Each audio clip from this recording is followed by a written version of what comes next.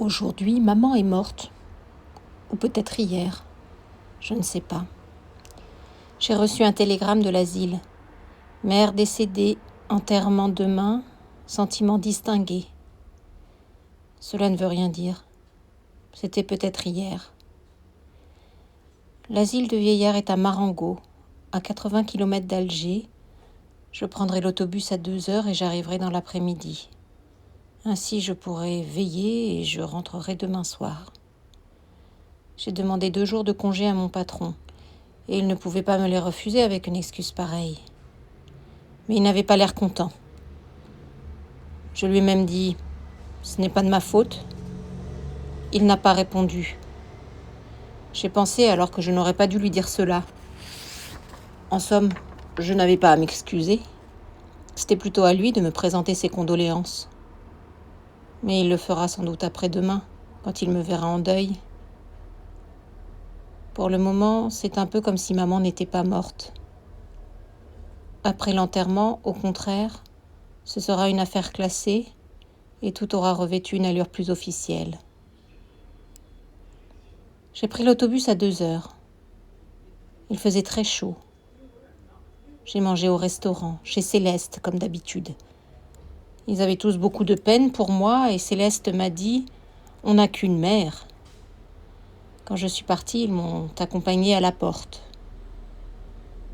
J'étais un peu étourdie parce qu'il a fallu que je monte chez Emmanuel pour lui emprunter une cravate noire et un brassard. Il a perdu son oncle il y a quelques mois. J'ai couru pour ne pas manquer le départ. Cette hâte, cette course est à cause de tout cela sans doute, ajoutée au chaos, à l'odeur d'essence, à la réverbération de la route et du ciel, que je me suis assoupie. J'ai dormi pendant presque tout le trajet. Et quand je me suis réveillée, j'étais tassée contre un militaire qui m'a souri et qui m'a demandé si je venais de loin. J'ai dit oui, pour n'avoir plus à parler. L'asile est à 2 km du village. J'ai fait le chemin à pied.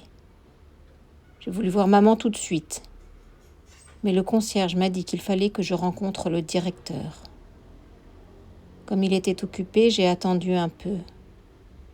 Pendant tout ce temps, le concierge a parlé et ensuite j'ai vu le directeur. Il m'a reçu dans son bureau. C'était un petit vieux avec la Légion d'honneur. Il m'a regardé de ses yeux clairs. Puis il m'a serré la main qu'il a gardée si longtemps que je ne savais pas trop comment la retirer. Il a consulté un dossier et m'a dit « Madame Meursault est entrée ici il y a 3 ans. Vous étiez son seul soutien ?» J'ai cru qu'il me reprochait quelque chose et j'ai commencé à lui expliquer, mais il m'a interrompu. « Vous n'avez pas à vous justifier, mon cher enfant. J'ai lu le dossier de votre mère. Vous ne pouviez subvenir à ses besoins, il lui fallait une garde. Vos salaires sont modestes. Et tout compte fait, elle était plus heureuse ici. » J'ai dit « Oui, monsieur le directeur. » Il a ajouté « Vous savez, elle avait des amis, des gens de son âge. Elle pouvait partager avec eux des intérêts qui sont d'un autre temps. Vous êtes jeune, et elle devait s'ennuyer avec vous. » C'était vrai. Quand elle était à la maison, maman passait son temps à me suivre des yeux en silence. Dans les premiers jours où elle était à l'asile, elle pleurait souvent. Mais c'était à cause de l'habitude. Au bout de quelques mois, elle aurait pleuré si on l'avait retirée de l'asile. Toujours à cause de l'habitude. C'est un peu pour cela que dans la dernière année, je n'y suis presque plus allée. Et aussi parce que cela me prenait mon dimanche. Sans compter l'effort pour aller à l'autobus, prendre des tickets et faire 2 heures de route. Le directeur m'a encore parlé, mais je ne l'écoutais presque plus. Puis il m'a dit « Je suppose que vous voulez voir votre mère ?» Je me suis levée sans rien dire et il m'a précédée vers la porte. Dans l'escalier, il m'a expliqué. Nous l'avons transportée dans notre petite morgue, pour ne pas impressionner les autres. Chaque fois qu'un pensionnaire meurt, les autres sont nerveux pendant 2 ou 3 jours, et ça rend le service difficile. Nous avons traversé une cour où il y avait beaucoup de vieillards bavardant par petits groupes. Ils se taisaient quand nous passions. Et derrière nous, les conversations reprenaient. On aurait dit d'un jacassement assourdi de perruches. À la porte d'un petit bâtiment, le directeur m'a quitté. Je vous laisse, monsieur Meursault. Je suis à votre disposition dans mon bureau. En principe, l'enterrement est fixé à 10 heures du matin. Nous avons pensé que vous pourrez ainsi veiller la disparue. Un dernier mot. Votre mère a, paraît-il, exprimé souvent à ses compagnons le désir d'être enterrée religieusement. J'ai pris sur moi de faire le nécessaire, mais je voulais vous en informer. Je l'ai remercié. Maman, sans être athée, n'avait jamais pensé de son vivant à la religion. Je suis entrée. C'était une salle très claire, blanchie à la chaux et recouverte d'une verrière. Elle était meublée de chaises et de chevalets en forme de X. 2 d'entre eux, au centre, supportaient une bière recouverte de son couvercle. On voyait seulement des vis brillantes, à peine enfouies, se détacher sur les planches passées au brou de noix. Près de la bière, il y avait une infirmière arabe en sarrau blanc, un foulard de couleur vive sur la tête. À ce moment, le concierge est entré derrière mon dos. Il avait dû courir. Il a bégayé un peu. On l'a couverte, mais je dois dévisser la bière pour que vous puissiez la voir. Il s'approchait de la bière quand je l'ai arrêté. Il m'a dit « Vous ne voulez pas ?» J'ai répondu « Non ». Il s'est interrompu et j'étais gênée parce que je sentais que je n'aurais pas dû dire cela. Au bout d'un moment, il m'a regardée et il m'a demandé « Pourquoi ?» Mais sans reproche, comme s'il s'informait. J'ai dit « Je ne sais pas ». Alors, tortillant sa moustache blanche, il a déclaré sans me regarder « Je comprends ». Il avait de beaux yeux, bleu clair et un teint un peu rouge. Il m'a donné une chaise et lui-même s'est assis un peu en arrière de moi. La garde s'est levée et s'est dirigée vers la sortie. À ce moment, le concierge m'a dit « C'est un chancre qu'elle a ». Comme je ne comprenais pas, j'ai regardé l'infirmière. J'ai vu qu'elle portait sous les yeux un bandeau qui faisait le tour de la tête. À la hauteur du nez, le bandeau était plat. On ne voyait que la blancheur du bandeau dans son visage. Quand elle est partie, le concierge a parlé. « Je vais vous laisser seule. » Je ne sais pas quel geste j'ai fait, mais il est resté, debout derrière moi. Cette présence dans mon dos me gênait. La pièce était pleine d'une belle lumière de fin d'après-midi. 2 frelons bourdonnaient contre la verrière, et je sentais le sommeil me gagner.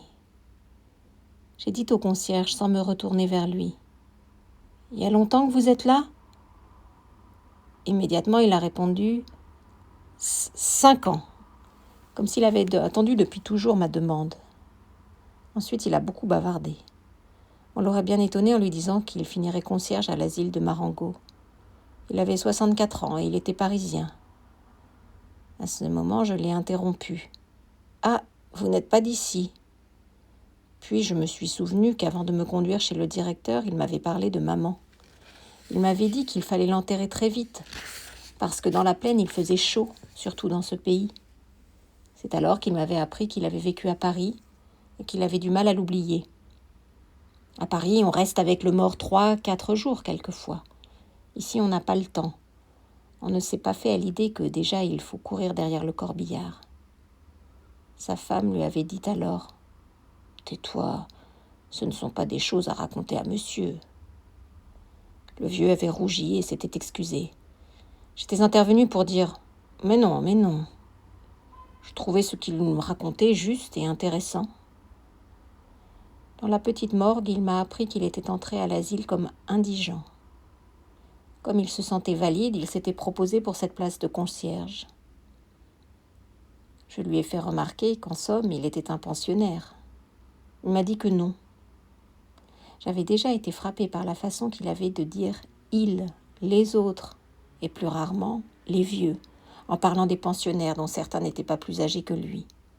Mais naturellement, ce n'était pas la même chose. Lui était concierge, et dans une certaine mesure, il avait des droits sur eux. La garde est entrée à ce moment. Le soir était tombé brusquement. Très vite, la nuit s'était épaissie au-dessus de la verrière. Le concierge a tourné le commutateur et j'ai été aveuglée par l'éclaboussement soudain de la lumière. Il m'a invitée à me rendre au réfectoire pour dîner. Je n'avais pas faim. Il m'a offert alors d'apporter une tasse de café au lait. Comme j'aime beaucoup le café au lait, J'ai accepté et il est revenu un moment après avec un plateau. J'ai bu. J'ai eu alors envie de fumer, mais j'ai hésité parce que je ne savais pas si je pouvais le faire devant maman. J'ai réfléchi, cela n'avait aucune importance. J'ai offert une cigarette au concierge et nous avons fumé. À un moment, il m'a dit « Vous savez, les amis de madame votre mère vont venir la veiller aussi, c'est la coutume. Il faut que j'aille chercher des chaises et du café noir. » Je lui ai demandé si on pouvait éteindre une des lampes. L'éclat de la lumière sur les murs blancs me fatiguait. Il m'a dit que ce n'était pas possible. L'installation était ainsi faite. C'était tout ou rien. Je n'ai plus beaucoup fait attention à lui. Il est sorti et revenu à disposer des chaises. Sur l'une d'elles, il a empilé des tasses autour d'une cafetière. Puis il s'est assis en face de moi, de l'autre côté de maman. La garde était aussi au fond, le dos tourné. Je ne voyais pas ce qu'elle faisait, mais au mouvement de ses bras, je pouvais croire qu'elle tricotait. Il faisait doux, le café m'avait réchauffé, et par la porte ouverte entrait une odeur de nuit et de fleurs.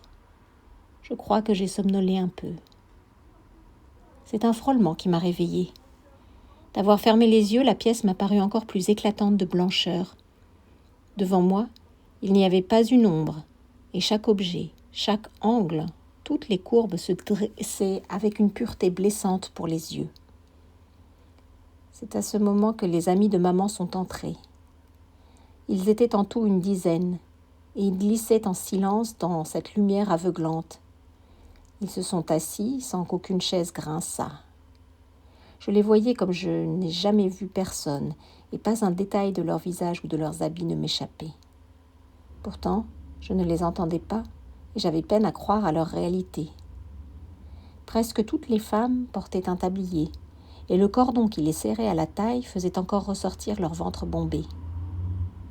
Je n'avais encore jamais remarqué à quel point les vieilles femmes pouvaient avoir du ventre. Les hommes étaient presque tous très maigres et tenaient des cannes. Ce qui me frappait dans leur visage, c'est que je ne voyais pas leurs yeux, mais seulement une lueur sans éclat au milieu d'un nid de rides. Lorsqu'ils se sont assis, la plupart m'ont regardé et ont hoché la tête avec gêne, les lèvres toutes mangées par leur bouche sans dents, sans que je puisse savoir s'ils me saluaient ou s'il s'agissait d'un tic. Je crois plutôt qu'ils me saluaient. C'est à ce moment que je me suis aperçue qu'ils étaient tous assis en face de moi à dodeliner de la tête autour du concierge. J'ai eu un moment l'impression ridicule qu'ils étaient là pour me juger. Peu après, une des femmes s'est mise à pleurer. Elle était au second rang, cachée par une de ses compagnes, et je la voyais mal. Elle pleurait à petits cris régulièrement. Il me semblait qu'elle ne s'arrêterait jamais. Les autres avaient l'air de ne pas l'entendre. Ils étaient affaissés, mornes et silencieux. Ils regardaient la bière ou leur canne ou n'importe quoi, mais ils ne regardaient que cela. La femme pleurait toujours. J'étais très étonnée parce que je ne la connaissais pas. J'aurais voulu ne plus entendre. Pourtant, je n'osais pas le lui dire. Le concierge s'est penché vers elle, lui a parlé, mais elle a secoué la tête, a bredouillé quelque chose et a continué de pleurer avec la même régularité. Le concierge est venu alors de mon côté. Il s'est assis près de moi. Après un assez long moment, il m'a renseigné sans me regarder. Elle était très liée à madame votre mère. Elle dit que c'était sa seule amie ici et que maintenant elle n'a plus personne. Nous sommes restés un long moment ainsi. Les soupirs et les sanglots de la femme se faisaient plus rares. Elle reniflait beaucoup. Elle s'est tue enfin. Je n'avais plus sommeil, mais j'étais fatiguée et les reins me faisaient mal. À présent, c'était le silence que tous ces gens qui m'étaient pénibles. De temps en temps seulement, j'entendais un bruit singulier, je ne pouvais comprendre ce qu'il était. À la longue, j'ai fini par deviner que quelques-uns d'entre les vieillards suçaient l'intérieur de leurs joues et laissaient échapper ces clappements bizarres. Ils ne s'en apercevaient pas tant qu'ils étaient absorbés dans leurs pensées. J'avais même l'impression que cette morte, couchée au milieu d'eux, ne signifiait rien à leurs yeux. Mais je crois maintenant que c'était une impression fausse. Nous avons tous pris du café servi par le concierge. Ensuite, je ne sais plus. La nuit a passé. Je me souviens qu'à un moment, j'ai ouvert les yeux et j'ai vu que les vieillards dormaient, tassés sur eux-mêmes, à l'exception d'un seul qui, le menton sur le dos de ses mains agrippées à la canne, me regardait fixement, comme s'il n'attendait que mon réveil. Puis j'ai encore dormi. Je me suis réveillée parce que j'avais de plus en plus mal aux reins. Le jour glissait sur la verrière. Peu après, l'un des vieillards s'est réveillé et il a beaucoup toussé. Il crachait dans un grand mouchoir à carreaux, et chacun de ses crachats était comme un arrachement. Il a réveillé les autres, et le concierge a dit qu'ils devaient partir. Ils se sont levés. Cette veille incommode leur avait fait des visages de cendre. En sortant, et à mon grand étonnement, ils m'ont tous serré la main, comme si cette nuit où nous n'avions pas échangé un mot avait accru notre intimité. J'étais fatiguée. Le concierge m'a conduit chez lui et j'ai pu faire un peu de toilette. J'ai encore pris du café au lait qui était très bon. Quand je suis sortie, le jour était complètement levé. Au-dessus des collines qui séparent Marengo de la mer, le ciel était plein de rougeur et le vent qui passait au-dessus d'elle apportait ici une odeur de sel. C'était une belle journée qui se préparait. Il y avait longtemps que j'étais allée à la campagne et je sentais quel plaisir j'aurais pris à me promener s'il n'y avait pas eu maman. Mais j'ai attendu dans la cour, sous un platane. Je respirais l'odeur de la terre fraîche et je n'avais plus sommeil. J'ai pensé aux collègues du bureau. À 7 heures, ils se levaient pour aller au travail. Pour moi, c'était toujours l'heure la plus difficile. J'ai encore réfléchi un peu à ces choses, mais j'ai été distrait par une cloche qui sonnait à l'intérieur des bâtiments. Il y a eu du remue-ménage derrière les fenêtres, puis tout s'est calmé. Le soleil était monté un peu plus dans le ciel. Il commençait à chauffer mes pieds. Le concierge a traversé la cour et m'a dit que le directeur me demandait. Je suis allée dans son bureau. Il m'a fait signer un certain nombre de pièces. J'ai vu qu'il était habillé de noir avec un pantalon rayé. Il a pris le téléphone en main et il m'a interpellée. Les employés des pompes funèbres sont là depuis un moment. Je vais leur demander de venir fermer la bière. Voulez-vous auparavant voir votre mère une dernière fois ? J'ai dit non. Il a ordonné dans le téléphone en baissant la voix. Figeac, dites aux hommes qu'ils peuvent aller. Ensuite, il m'a dit qu'il assisterait à l'enterrement, et je l'ai remercié. Il s'est assis derrière son bureau, il a croisé ses petites jambes. Il m'a averti que moi et lui serions seuls, avec l'infirmière de service. En principe, les pensionnaires ne devaient pas assister aux enterrements. Il les laissait seulement veiller. C'est une question d'humanité, a-t-il remarqué. Mais en l'espèce, il avait accordé l'autorisation de suivre le convoi à un vieil ami de maman, Thomas Pérez. Si le directeur a souri, il m'a dit « Vous comprenez, c'est un sentiment un peu puéril, mais lui et votre mère ne se quittaient guère. À l'asile, on les plaisantait. On disait à Pérez « C'est votre fiancé ».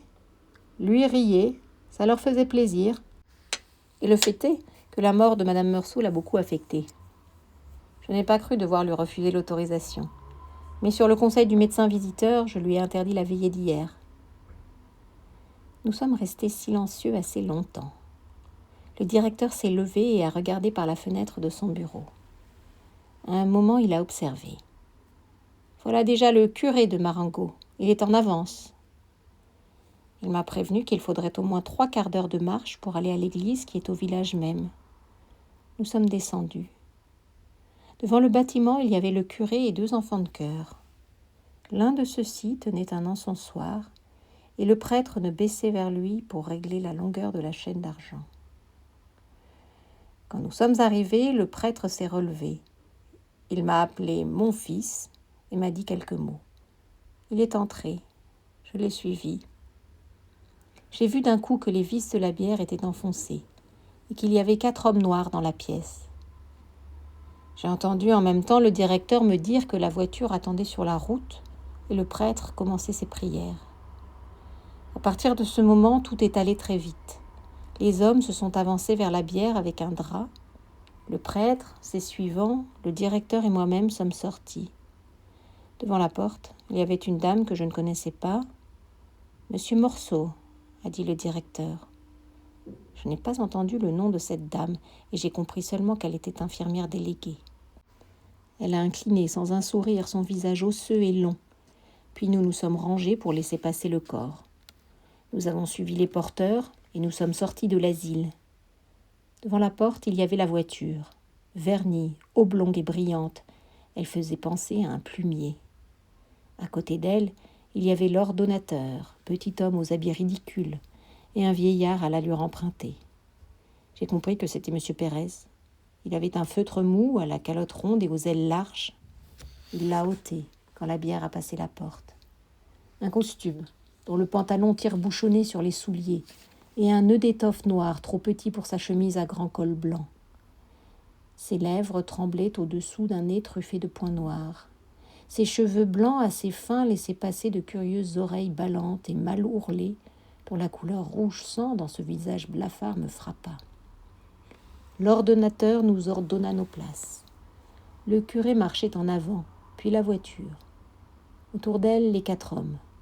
Derrière, le directeur, moi-même, et fermant la marche, l'infirmière déléguée et M. Pérez. Le ciel était déjà plein de soleil. Il commençait à peser sur la terre et la chaleur augmentait rapidement. Je ne sais pas pourquoi nous avons attendu assez longtemps avant de nous mettre en marche. J'avais chaud sous mes vêtements sombres.